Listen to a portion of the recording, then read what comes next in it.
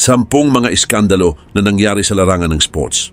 Welcome sa Arvin Polo TV. Ang sportsmanship ay isa sa pinakamahalagang pag-uugali na dapat taglayin ng bawat players. Nararapat din na maging patas sa anumang laro, panatilihin ang respeto sa kalaban at ang pagsunod sa mga patakaran. Ito ay upang mapanatili ang integrity ng bawat competition na nilalahukan ng mga players. Ngunit sa kasaysayan ng sports ay maraming mga issue at iskandalo ang naganap. Pero ang tanong, ano-ano kaya ang mga iskandalong ito at bakit kaya ito nangyari? At sa video ngang ito ay aalamin at tatalakayin natin ang 10 mga nangyaring iskandalo sa larangan ng sports. Kaya naman, simulan na natin. Number 1. Lance Armstrong Doping Scandal. Ang Lance Armstrong Doping Scandal ay isa sa pinakamalaking issue sa mundo ng sports, lalo na sa professional cycling.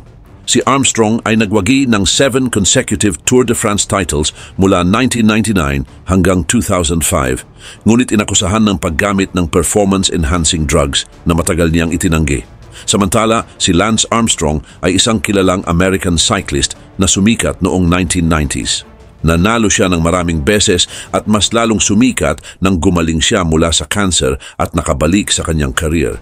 Ngunit sa kabila ng kanyang mga tagumpay ay marami ng usap-usapan tungkol sa paggamit ni Armstrong ng performance-enhancing drugs. Ang unang seryosong alegasyon ay lumabas noong 1999 nang matuklasan ang traces ng corticosteroid sa kanyang ihi. Naayos ito nang ipakita ni Armstrong ang medical prescription para sa isang cream na naglalaman ng nasabing ingredients. At noong 2004 ay inilabas ang libro na L.A. Confidentiel, Les Secrets de Lance Armstrong ni David Walsh at Pierre Ballister, na naglalaman ng mga testimonya mula sa mga dating kasamahan ni Armstrong na nagsasabing gumagamit siya ng iligal na droga. Kaugnay pa nito, noong 2010 ay muling nabuhay ang mga paratang nang magsimulang mag-imbestiga ang US Anti-Doping Agency sa mga ulat ng doping ni Armstrong at ng kanyang grupo, ang US Postal Service Pro Cycling Team. Maraming dating teammates ni Armstrong ang nagpatotoo na sila ay tinuruan at binigyan ng mga performance-enhancing drugs. Ang mga testimonya ni Floyd Landis, Tyler Hamilton at George Hincapie ay ilan sa mga pinakadetalyado at itinuturing na ebidensya. Naglahad sila ng mga pagkakataong nakita nila si Armstrong na gumagamit ng EPO o erythropoietin, blood transfusions, testosterone at iba pang mga performance-enhancing drugs. Dahil dito, noong October 2012, ay inilabas ng US Anti-Doping Agency ang kanilang 1,000-page report na nagdedetalye ng systematic doping scheme na pinamunuan ni Armstrong. Dahil dito ay inalis ng Union Cycliste International ang lahat ng kanyang Tour de France titles at pinagbawalan siya sa cycling habang buhay. Tinanggalan din siya ng iba pang parangal at binawi ng mga sponsors ang kanilang suporta. Subalit matapos ang ilang taong pag-iwas at pagtanggi ay inamin din ni Armstrong ang kanyang paggamit ng performance-enhancing drugs sa isang televised interview kay Oprah Winfrey noong January 2013. Number 2. Black Sox Scandal. Ang Black Sox Scandal ay isang malaking iskandalo sa Major League Baseball o MLB na nangyari noong 1919 World Series. Kasama dito ang 8 players ng Chicago White Sox na tumanggap ng suhol mula sa mga gambler para matalo ang kanilang team. Ito ay isang kilalang kontrobersya na nagdulot ng malaking pagbabago sa baseball. Samantala, noong 1919, ang Chicago White Sox ay isa sa pinakamalakas na grupo sa baseball. Pero hindi maganda ang trato ng may-ari ng team na si Charles Comiskey sa mga players. Dahil dito ay nagalit ang mga players at naging madali para sa mga gambler na hikayatin silang dayain ang resulta ng 1919 World Series. Ang plano na dayain ang laro ay pinangunahan ni Arnold Rothstein na isang kilalang gambler at ni Joseph "Sport" Sullivan. Nakipag-ugnayan sila kay Eddie Cicotte na isang pitcher ng White Sox. Lumawak ang plano at nadamay ang iba pang players. Sa kabuuan ay 8 players ang nasangkot na kinabibilangan nina Eddie Cicotte, Claude "Lefty" Williams, Oscar "Happy" Felsch, Arnold "Chick" Gandil, Fred McMullin, Charles "Swede" Risberg, George "Buck" Weaver at Shoeless Joe Jackson. Kaugnay pa nito, sa labanang World Series kontra Cincinnati Reds ay naglaro ang mga Black Sox ng hindi maganda. Maraming pagkakamali at kahina-hinalang kilos ang kanilang ginawa na naging dahilan para matalo sila sa series ng 5-3. Bagaman nakatanggap ng pera ang mga players, ay hindi lahat ng gambler ay nagbayad ng kanilang ipinangako na nagdulot ng dagdag na tensyon at alitan. Subalit, noong 1920 ay lumabas ang mga balita tungkol sa iskandalo kaya nagkaroon ng malaking investigasyon. Ang 8 players ay kinasuhan at dinala sa korte. Ngunit sa kabila ng mga ebidensya ay napawalang sala ang mga players noong 1921. Pero upang mapanatili ang integrity ng baseball, ang unang commissioner ng baseball na si Kennesaw Mountain Landis ay nagdesisyon na iban habang buhay ang 8 players mula sa MLB kahit pa sila ay napawalang sala sa korte. Ang Black Sox scandal ay nag-iwan ng malaking marka sa image ng baseball. Number 3, Tiger Woods infidelity scandal. Nagsimula ang iskandalo ni Tiger Woods noong November 2009 nang maaksidente siya sa kanyang sasakyan malapit sa kanyang bahay sa Florida. Nagkaroon siya ng mga sugat matapos bumangga ang kanyang SUV sa isang fire hydrant at puno. Pagkatapos ng insidente ay lumabas ang balita tungkol sa kanyang mga extramarital affairs. Unang lumabas ang pangalan ni Rachel Uchitel na isang nightclub manager sa New York. At kahit itinanggi niya ang relasyon kay Woods ay sumunod na lumabas ang iba pang mga babae na nagsabing nagkaroon sila ng relasyon sa golfer. Dahil sa dami ng mga lumantad na kababaihan ay lalong lumaki ang iskandalo. Inamin ni Woods na totoo ang mga paratang at humingi siya ng tawad sa publiko at sa kanyang pamilya, lalo na sa kanyang asawa na si Ellen Nordegren. Dahil sa iskandalo ay nagdesisyon si Woods na magpahinga muna sa professional golf para ayusin ang kanyang pamilya at personal na buhay. Nawalan siya ng maraming endorsement deals mula sa malalaking kumpanya tulad ng Gatorade, Gillette at AT&T. Naapektuhan din ang kanyang laro sa golf na dati ay kinikilala siya bilang isa sa pinakamagaling na player sa kasaysayan ng sport. Ngunit sa kabila ng nangyaring iskandalo ay bumalik si Woods sa golf. Noong 2013 ay nanalo siya ng 5 tournaments at naging number 1 muli sa world rankings. Kahit nasira ang kanyang reputasyon, ay napanatili niya ang kanyang pangalan bilang isa sa mga pinakakilalang athlete sa buong mundo. Noong 2019 ay nanalo si Woods ng kanyang ika-5 Masters title na itinuturing na malaking comeback sa kanyang career. Ang iskandalo ni Tiger Woods ay nagpakita kung paano naapektuhan ng personal na buhay ang professional na buhay ng isang kilalang tao. Ang kanyang pag-amin at pagsusumikap na magbago ay nagsilbing aral para sa marami. Si Tom Brady na isang sikat na quarterback. Ang issue ay tungkol sa paratang na ang mga football na ginamit ng Patriots sa AFC Championship game laban sa Indianapolis Colts noong January 18, 2015 ay sinadyang bawasan ng hangin para makalamang. Ang mga football sa NFL ay dapat may tamang dami ng hangin mula 12.5 hanggang 13.5 pounds per square inch. Ayon sa paratang, ang ilang football na ginamit ng Patriots ay may mas mababang hangin kaysa sa itinakda ng league. Ang mas mababang hangin ay nagbibigay ng mas magandang grip at control sa bola na pabor sa quarterback at sa buong team. At pagkatapos ng laro ay nagsagawa ng investigasyon ang NFL. Si Ted Wells na isang abogado ang nanguna sa investigasyon na tumagal ng ilang buwan. Noong May 2015 ay inilabas ni Wells ang report na nagsasabing ang mga tauhan ng Patriots ay nagbawas ng hangin sa mga football at maaaring may alam si Tom Brady tungkol dito. Dahil sa ulat ni Wells ay nagpataw ng mabigat na parusa ang NFL. Pinarusahan si Tom Brady ng 4 na suspension sa paglalaro, pinagmulta ng $1 million ang Patriots at inalisan ng 2 draft picks na isang first-round pick noong 2016 at isang fourth-round pick noong 2017.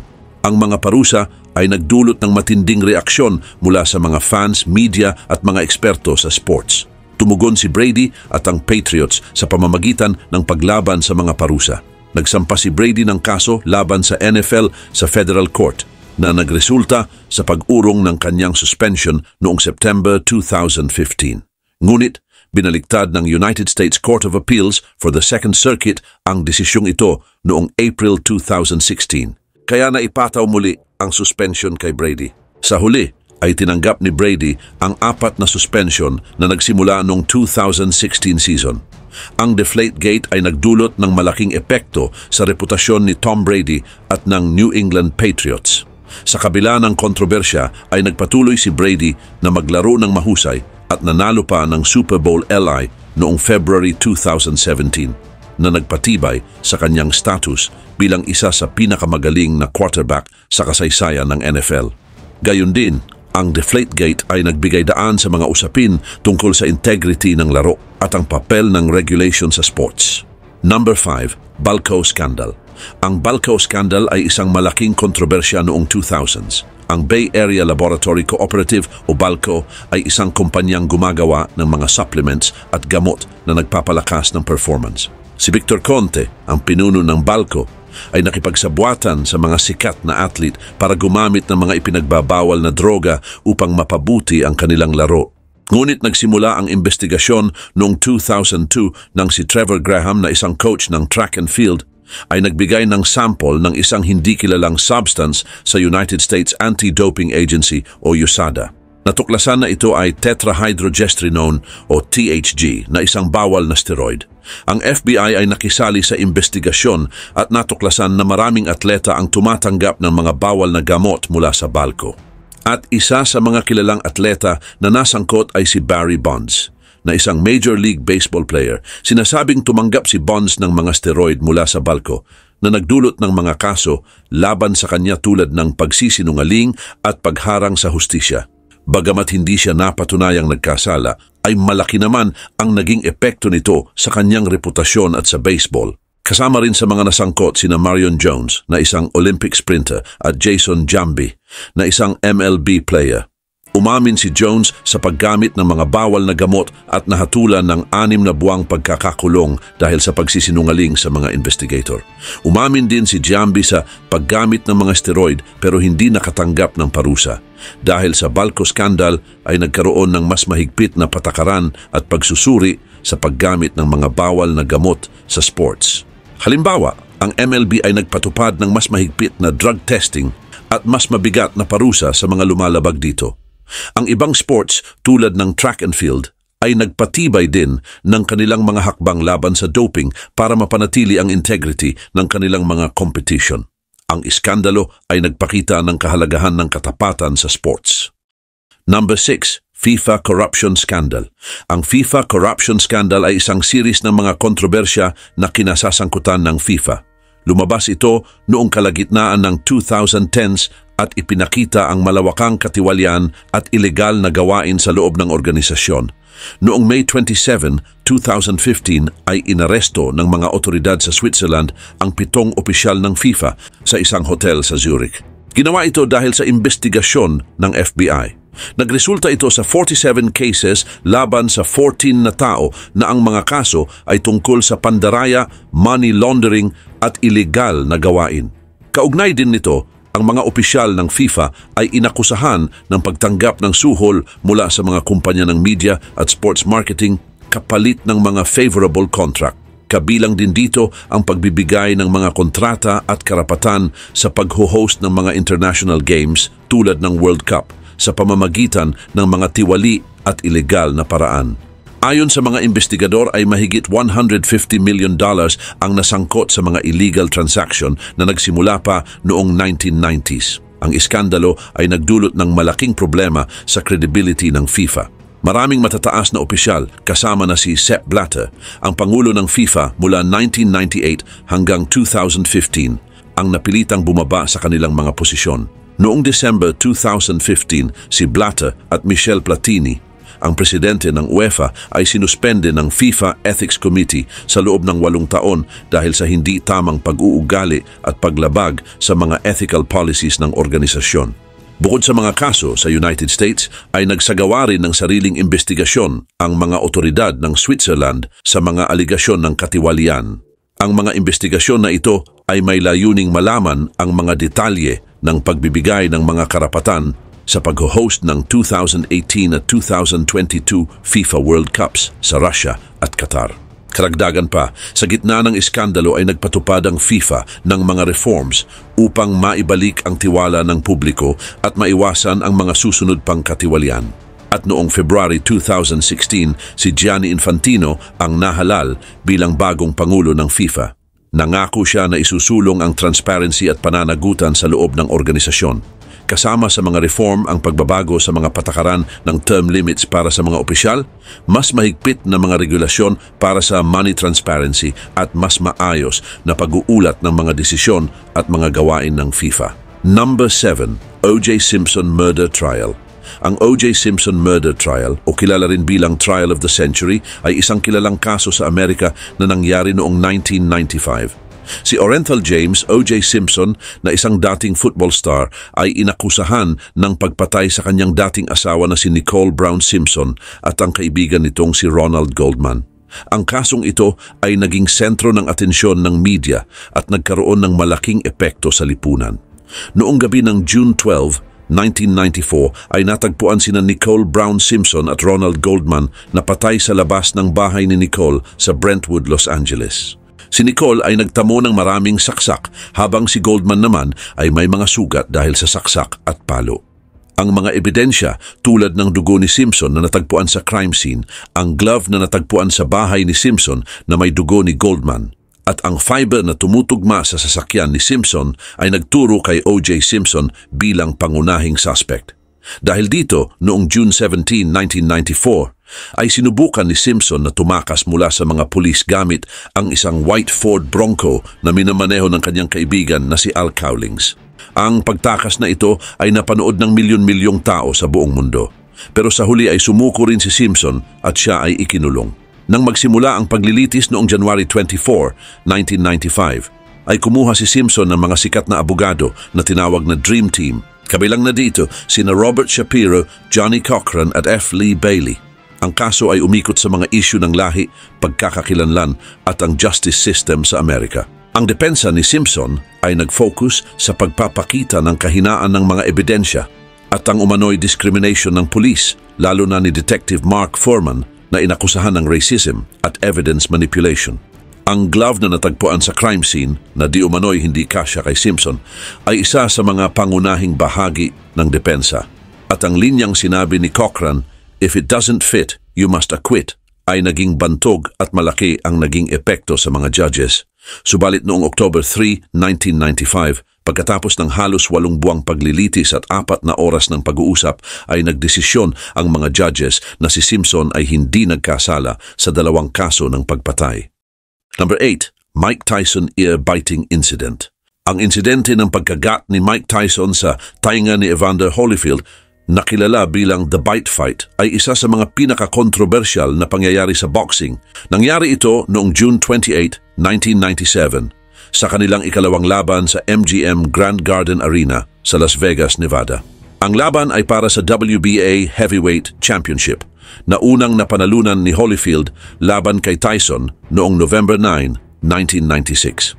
Sa kanilang unang laban na tinawag na Finally ay tinalo ni Holyfield si Tyson sa 11th round sa pamamagitan ng technical knockout.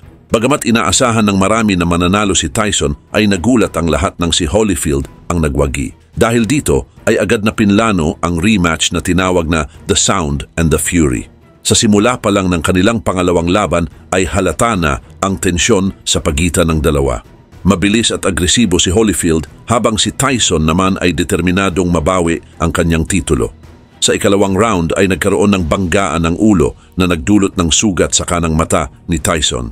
Inisip ni Tyson na sinadya ito ni Holyfield kaya nagalit siya. Subalit sa ikatlong round habang magkadikit ang dalawa ay biglang kinagat ni Tyson ang kanang tainga ni Holyfield.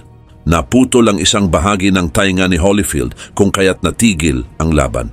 Kitang-kita ang sakit at gulat ni Holyfield at matapos ang ilang minuto ay nagdesisyon ang mga opisyal na ipagpatuloy ang laban. Ngunit hindi pa natatapos ang gulo. Dahil ilang sandali matapos ipagpatuloy ang laban ay muli na namang kinagat ni Tyson si Holyfield. At sa pagkakataong ito ay sa kaliwang tainga naman.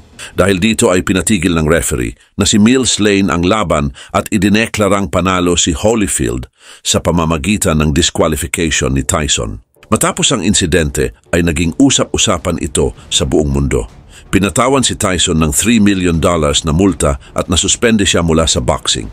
Humingi ng tawad si Tyson kay Holyfield, ngunit nanatili ang insidente bilang mabigat na marka sa kanyang career.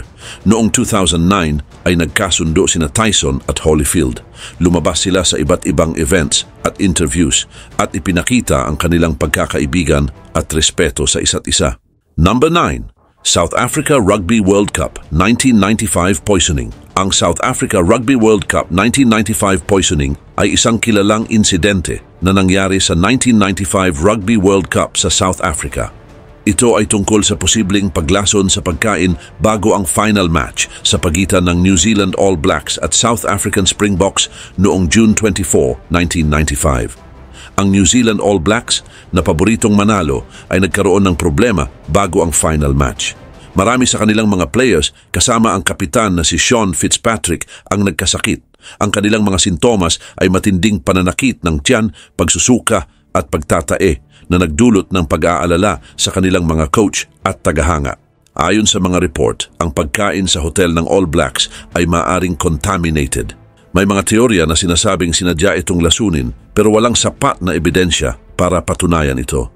At isang waiter na nagngangalang Susi ang napagbintangan pero itinanggi niya na may ginawa siyang masama. Pero kahit may sakit ang mga players ay naglaro pa rin ang All Blacks laban sa Springboks. Ang laro ay naging dikit at nanalo ang South Africa sa score na 15-12 dahil sa isang drop goal ni Joel Stransky sa extra time. Ang tagumpay na ito ay naging simbolo ng pagkakaisa at pag-asa para sa New Democratic South Africa na kalalabas lang mula sa apartheid. Samantala, pagkatapos ng laro ay maraming haka-haka at investigasyon ang ginawa para alamin ang dahilan ng pagkakasakit ng All Blacks. Ang ilan ay nagsabi na hindi sinadya ang pagkakalason sa pagkain, habang ang iba naman ay naniniwalang ito ay isang plano para masiguro ang pagkapanalo ng South Africa. Sa kabila ng mga ito ay walang malinaw na ebidensya na nagpatunay sa alinmang teorya. Maliban pa rito, ang insidente ay naging bahagi ng alamat ng 1995 Rugby World Cup at patuloy na pinag-uusapan sa mga rugby fans hanggang ngayon. Number 10. Luis Suarez biting incidents. Si Luis Suarez na isang Uruguayan football player ay kilala hindi lamang sa kanyang husay kundi pati na rin sa mga controversial incident ng pagkagat sa kanyang mga kalaban. 3 beses na siyang nasangkot sa ganitong insidente na nagdulot ng iba't ibang reaksyon mula sa media, mga players at mga tagahanga. Ang unang insidente ay nangyari noong November 20, 2010 habang naglalaro si Suarez para sa Ajax laban sa PSV Eindhoven sa Eredivisie, ang pangunahing league sa Netherlands. Sa gitna ng laro ay nagkaroon ng alitan si Suarez at Othman Bakkal ng PSV. Bigla na lamang kinagat ni Suarez si Bakkal sa balikat. Dahil dito ay tinawag siyang Cannibal of Ajax ng media. Pinatawan siya ng Ajax ng multa at 2 suspension. Dagdag pa rito, ang Football Association ng Netherlands, ang KNVB, ay nagbigay ng 7 suspension game kung kaya't 9 na laro ang hindi niya nalaro. Samantala, ang ikalawa namang insidente ay nangyari noong April 21, 2013 sa laban ng Liverpool at Chelsea sa Premier League. Sa gitna ng laro ay kinagat ni Suarez si Branislav Ivanovic sa braso. Hindi ito agad napansin ng referee kaya hindi siya nasuspende sa laro. Subalit matapos ang laban ay kumalat agad ang balita.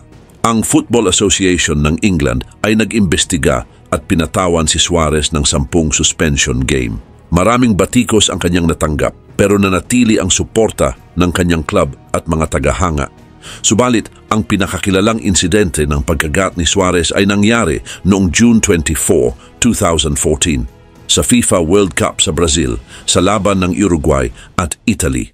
Habang naglalaro ay kinagat ni Suarez si Giorgio Chiellini sa balikat. Hindi agad ito napansin ng mga officials pero nakita ito sa video replay. Agad na nag-imbestiga ang FIFA at pinatawan si Suarez ng 9 na suspension game sa mga international games at 4 na buwang pagbabawal sa anumang activities na may kaugnayan sa football. Bukod pa rito, pinagmulta rin siya ng malaking halaga. Ito ang isa sa pinakamabigat na parusa sa kasaysayan ng World Cup. Ngunit sa kabila ng mga insidenteng ito ay nagpatuloy pa rin si Suarez sa mataas na antas ng paglalaro. Lumipat siya sa Barcelona mula sa Liverpool at nagpatuloy sa kanyang successful career.